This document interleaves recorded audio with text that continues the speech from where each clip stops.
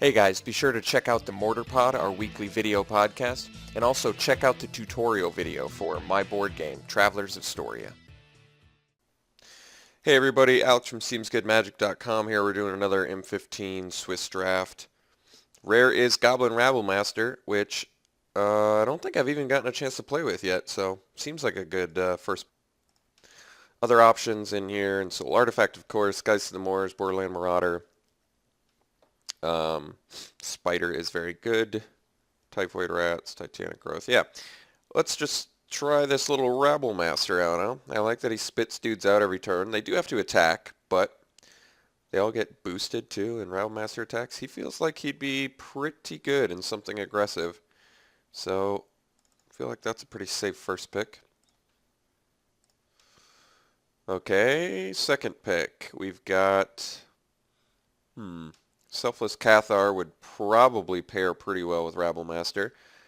Court of Calling, Paragon is good. Selfless Cathar can't be the strongest second pick. So, let me think about this.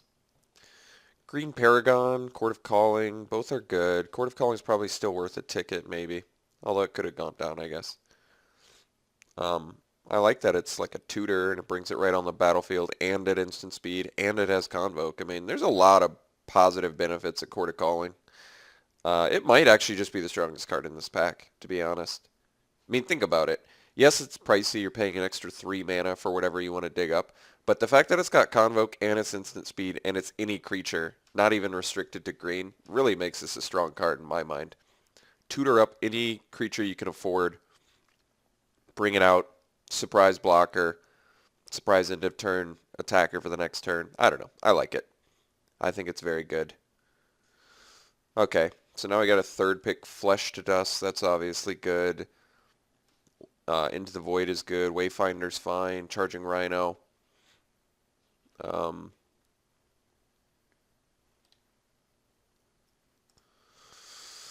Let's see.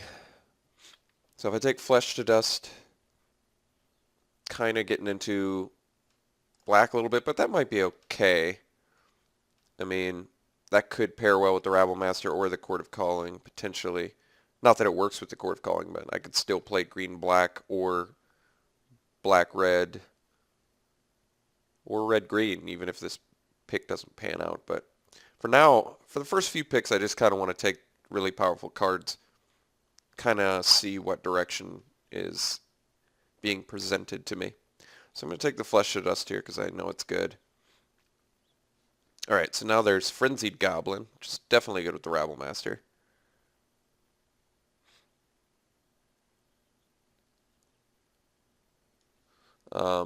Generator Servant, Child of Night, both good. I still like Selfless Cathar. No good green in here, really. So it's Goblin, Child, or Generator. I think I like the Goblin the most if we end up playing this Rabblemaster. I'm a big fan of this card. Getting rid of blockers seems really important when you've got a Rabblemaster, so I think that's the direction I'm going to go. Or try to go. Okay, so now we can do Child of Night. We can do Torch Fiend. Still getting the Selfless Cathars. Green Paragon as well. Also Sentinel in here, but I think the picks are really Child of Night or Torch Fiend. I could try for red-white, but Selfless Cathar, I don't know. Not the most exciting. I think the safest pick is probably Torch Fiend, because we don't end up in black. I don't want the Child of Night, but if we're, I would like to make red work, so taking Torch Fiend here is pretty much on par with the rest of the cards in here. And it's just pretty good. Taking out artifacts can be good. Alright, let's take the Torch Fiend, I think. Could have taken the Green Paragon, but... Alright, another Torch Fiend, maybe. Living Totems in here. That's better. That might be the sign, but then a little bit awkward if we pass 2 Green Paragons. But then again, it's probably not a huge deal. Yeah, that. Living Totem is a good card, so maybe we just go for the green-red thing. I mean, that's a fairly late pick 6 Living Totem is a pretty decent sign, to be honest. Could be, all right.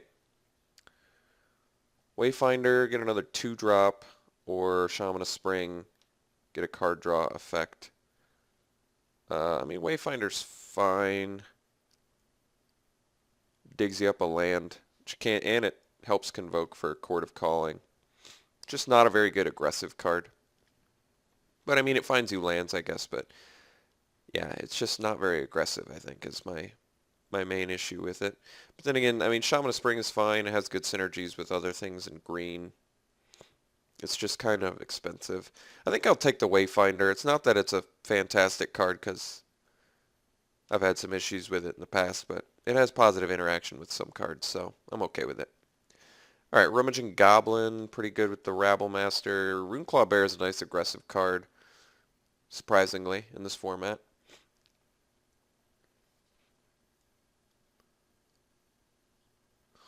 Forces, see, the problem with Rabble Master is it forces your other goblins to attack. But I guess Rummaging Goblin doesn't really suffer from that because you just have to use its ability. But um, yeah, I guess we'll take the Goblin. It's presumably more valuable than Runeclaw Bear. It's more expensive and less powerful, but fixing your draws is pretty important. Titanic Rote's a great card, so it's a pretty easy pickup. All right, you can take a Shaman of Spring here over the Moss Beast. And I guess we can take a second Wayfinder. Actually, let's take the Hammer Hand here. I want the, I think I want to do something aggressive, and Hammer Hand's going to be better for that. Getting rid of a blocker when you got a Rabble Master seems like a pretty important thing. Second Wayfinder, I guess, could open me up to like restock or something, but I don't know. I like the Hammer Hand more. Plummet, take it for the sideboard. Guess clear a path for sideboard in case you run into those pesky Wall of Frosts or whatever. So, pretty decent pack 1. Nothing amazing, to be honest, but Rabble Master and Court of Calling are the two most powerful cards we picked up. The rest are just sort of decent, supplemental. We need to kind of get some powerhouse cards in here, so currently I'm trying to make it aggressive, but this deck needs some work if it's going to be successfully aggressive for sure. Oh, well, we got to take the 6 tickets. Otherwise it'd be an easy lightning strike, but yeah, this is 6 tickets, so it pays for 2/3 of a draft pretty much. It's a little bit too important to pass up on. Of course I want the lightning strike, but 6 tickets versus a lightning strike, I'm going to take 6 tickets every time. There's way too much luck and magic to bank on taking a lightning strike to make up for 6 tickets. So let's just hopefully table, I don't know, Crowd's Favor would be nice. Charging Rhino, Venom Sliver, something like that. Could we splash for Garrick? I don't know. I guess it's possible. There's a Kurd Chieftain. It's a great card. Reclamation Sage is also good. Krinko's Enforcer. Covenant of Blood, if I could make a black splash work. It's still possible. We could. With the Wayfinder, Evolving Wilds or something like that. You really could. I could splash for Garrick. But let's take the Chieftain. Pretty obviously. Very powerful card. Ooh. Back-to-back Chieftains is always a great sign. Wow, this is a great uncommon pack. Both Chieftain and Sunblade Elf are super powerhouse cards. I'd like the Elvish Mystic as well, but for obvious reasons, we're going to take the Chieftain. Good reason to be in red-green. One of the best reasons to be in red-green, I think. Okay. Nothing too impressive for us here. We could take the Verdant Haven. That actually makes Garrick much more realistic as well. And helps us ram for Court of Calling. This might actually be a Verdant Haven deck if we're trying to make Garrick work. So I think I can get behind that. Let's do it.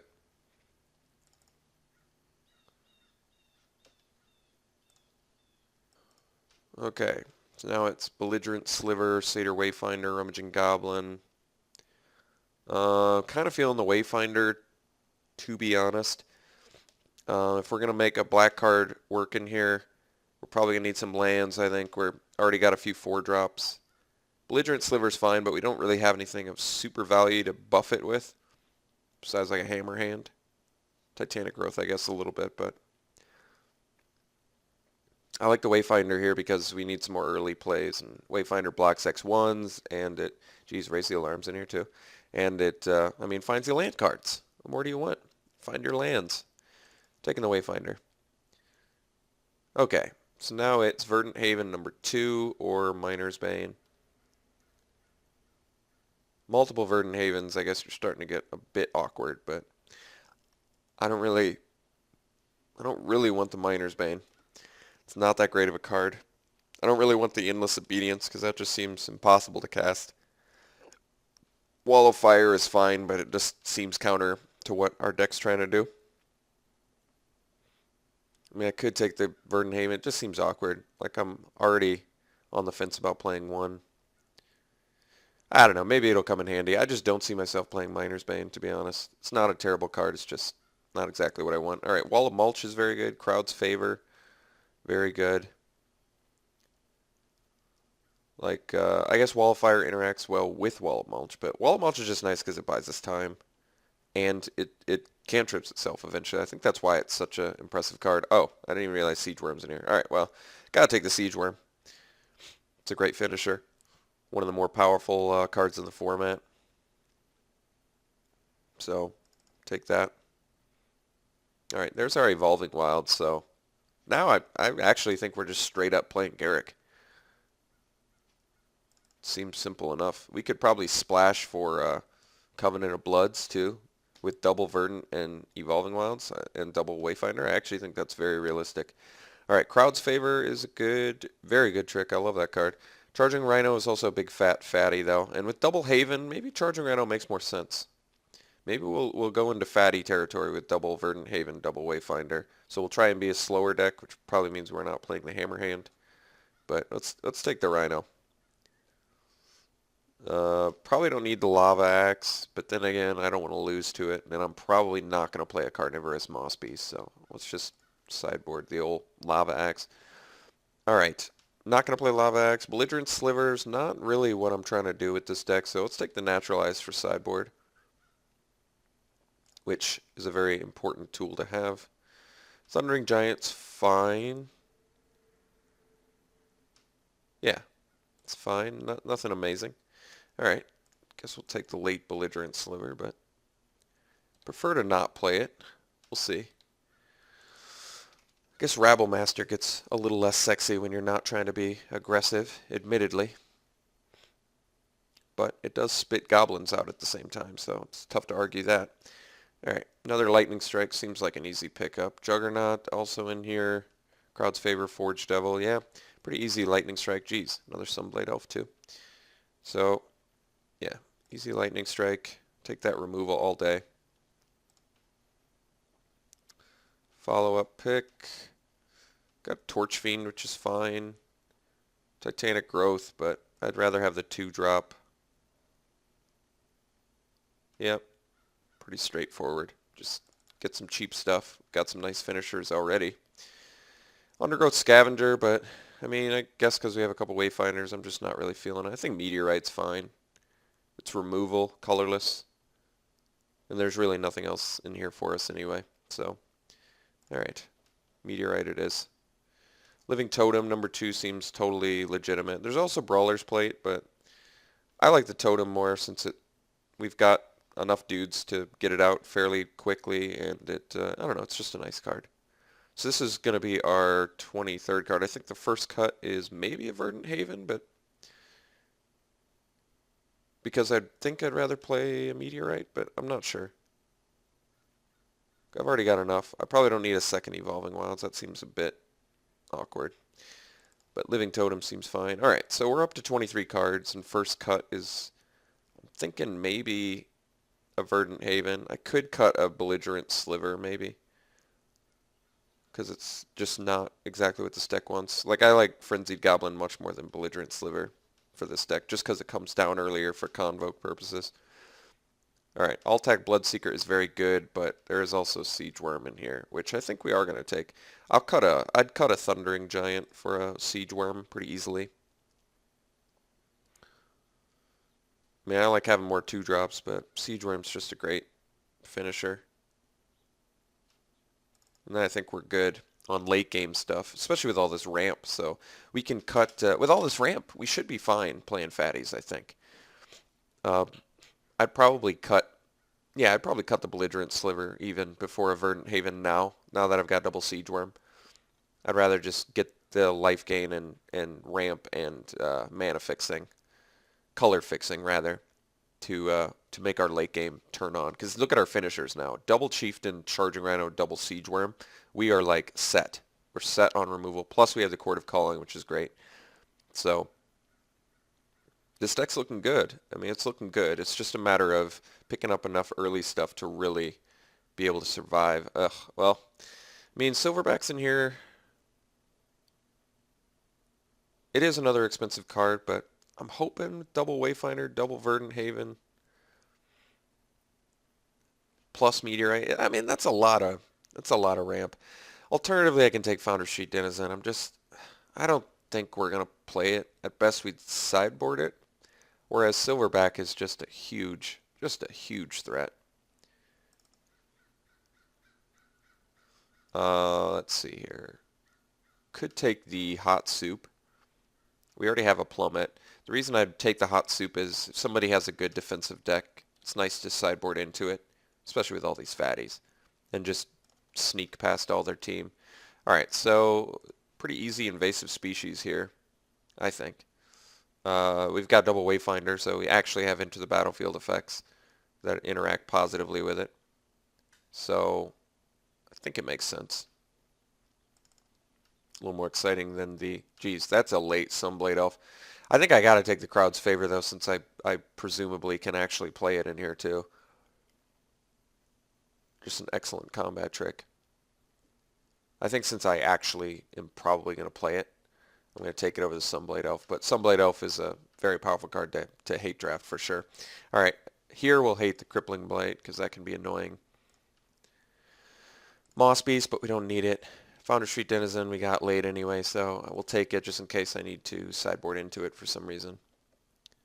Assistant, sure. Ranger's Guile is actually pretty good, but we don't need to main deck it, I don't think. Unless I wanted to do it over Titanic Growth, but I don't think I want to go Ranger's Guile over Titanic Growth main deck. Once you go up against like the blue-black control-ish deck, then you swap those out, and Ranger's Guile becomes a lot better. Okay. So we have a lot of ramp, and at the same time we have a lot of fatties, so I want to play all my ramp for sure. Double Chieftain, Charging Rhino, Silverback, double Siege Worm, and Garrick is just a lot of expensive stuff, so I really do need to be picking and choosing what's important to play and what can get the axe. I don't think we're going to do Flesh to Dust. I just realized I do have a Flesh to Dust and a Crippling Blight. So technically, I could be playing Flesh to Dust in here. It sketches me out. Getting the double on the splash is always difficult. Even though destroying a creature is a good, positive, very powerful effect. I don't think that's what I'm going to do. For now, let's separate stuff. Let me set aside the Evolving Wilds for a sec, just so I can make sure my counts are getting right. So I need to make 3 cuts. I think I'm cutting Belligerent Sliver, just because it's not a bad card, but I would rather play Rabblemaster just because, I don't know. There's time. When Belligerent Sliver's out on a clear board, it's not as powerful as when Rabblemaster's out on a clear board. I guess that's the main reason. All of our ramp is fine. I don't think I'm cutting any of that. Certainly not cutting the Wayfinders now. They seem pretty important. I could cut a Shaman of Spring, but it positively interacts with the invasive species. But then again, I probably just don't need it. Got enough 4-drops. One more cut and we've actually got a deck. That's pretty impressive. Alright, I mean our tricks are all good. All of these make sense with our early game, so we just have some, because we don't have a lot of removal beyond the Lightning Strike really. We have Meteorite and we have Garrick. So that's like the full extent of our removal. So that to me tells me we need cards like Crowd's Favor and Titanic Growth to make our early plays, actually be able to interact with powerful mid-game plays if we're running a little bit behind for some reason. I think we only need to run 1 swamp between Double Verdant Haven, Meteorite, and Evolving Wilds, one swamp is like, what, five ways to get our black source. So, and the Wayfinders, since you get the land, even if we find our swamp in there, we get to take it. So we can't like mill it away for some reason, you know, unless we just don't take it. But I don't know why we wouldn't take the swamp. And even if we don't take the swamp, the Verdant Haven and the Meteorite get our black sources anyway. So it's actually perfect. Yeah, this definitely seems like a deck where I think this is the first time I've gone 3-color, even, you know, splash for the 3rd color. I think it's the very first time. So I do need to make one more cut because we got to play 17 lands. That is for sure.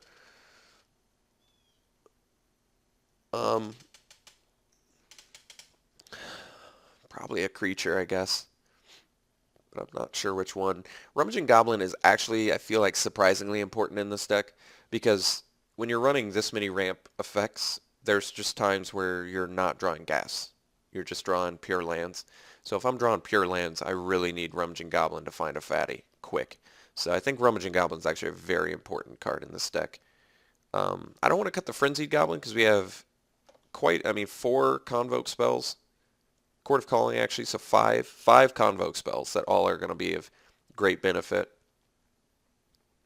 I definitely don't want to cut the Court of Calling either, I don't think.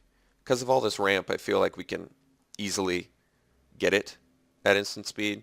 And there's just such a good toolkit of creatures in here. Like bringing out the Living Totem, buffing our dudes at instant speed for a block, bringing out the Curd Chieftain, bringing out any of these guys is just huge. I mean, admittedly, getting 10 mana for Siege Worm seems a little bit difficult, but getting 7 mana for a Living Totem instant speed doesn't seem that unrealistic, or 8 mana for Charging Rhino, because remember that the Convoke on it makes it like 6 mana sometimes.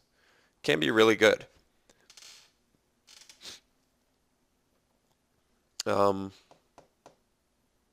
Really like our creatures. Admittedly, Rabblemaster seems like the least exciting pick in here. But I think because, like I said, if you play it on an empty board, or you play it on a board where you're already ahead, it's just a really detrimental card. I think there's enough value in it where I need to be playing it. Even though it basically forces me to attack with Frenzied Goblin and Rummaging Goblin.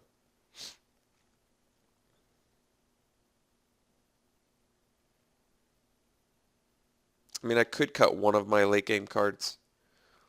And then my finishers are what? Double Chieftain, Charging Rhino, double Siege Worm. I could cut the Silverback or cut the Charging Rhino. I think I like the Charging Rhino a little bit more because Verdant Haven goes right into it. It's just a nice turn progression. Turn 3 Verdant Haven, turn 4 Charging Rhino. Whereas you can't do that with the Silverback. I mean, the Silverback does have regen too, though.